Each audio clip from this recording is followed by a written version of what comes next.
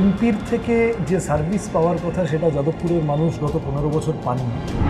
যাদবপুরের লাল রং এবার আরও গাঢ় লাল। 1 পয়েন্ট এজেন্ডা, রুজি রুটি, রুটি কাপড়া মাকান, অন্ন বস্ত্র বাসস্থান, শিক্ষা স্বাস্থ্য কর্মসংস্থান। বড় জিপে উঠলে তার একটা দেওয়াল তৈরি হয়, হাত বাড়ালেই হাত ধরা যায় না। পুলিশ কি নিরপেক্ষ?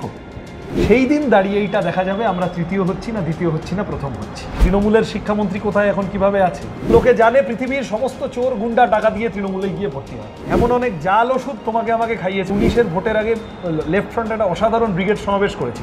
সেই দিন ইডি সিবিআই এসেছিল রাজীব কুমারকে ধরতে, সেই দিন মুখ্যমন্ত্রী ধর্নায় বসেছিলেন আবার রাজীবকে ছাড়তে হবে বলে।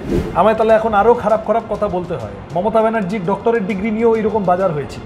আমি বলছি না এইটা তাই। বুদ্ধবাবুর একটা ভুল ছিল যে পাবলিকের ট্যাক্সের টাকা শ্রাদ্ধ করে বাংলা নিজের ছেলেকে চাই বলে চারদিকে নিজের মুখ সাটিয়ে বেড়ান। বাড়িয়ে দাও তোমার হাত, আমি আবার তোমার পাশে হাঁটতে চাই। এখন কেউ যদি বলে আমাকে আমার মতো থাকতে দাও, নিজেকে নিজের মতো গুছিয়ে নেব, তাহলে সেটা তার রাজনৈতিক পরিপক্কতার প্রশ্ন। আমাদের পার্টির থেকে আর কেউ বেটার তৃণমূল বিজেপিকে বুঝে নিতে পারবেন না। মা বেঁচে থাকতে থাকতে সবটা পারা গেল না। অ্যালবাম লেআউটটা দেখিয়ে যাওয়া গিয়েছিল।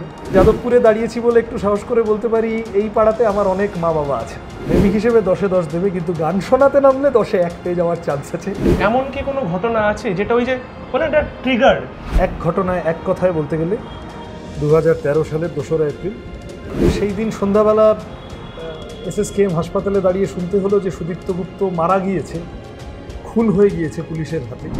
ঠাকুরদা জেলে, স্বাধীনতা সংগ্রামে, জেল থেকে ঠাকুমাকে লিখছেন। চিঠিটা শেষ করছেন দুটো ছোট্ট লাইন লিখে, আমি ভালো থাকবো মানুষের সাথে একসাথে, আমি ভালো খাবো মানুষের সাথে এক পাতে। এটা আমার জীবনের মোটো। জীবনের শেষ স্বপ্ন, যেদিন থাকবো না সেদিন মরদেহের উপরে লাল পতাকা থাকবে, এর থেকে বড় সার্থকতা আর কিছু হবে না।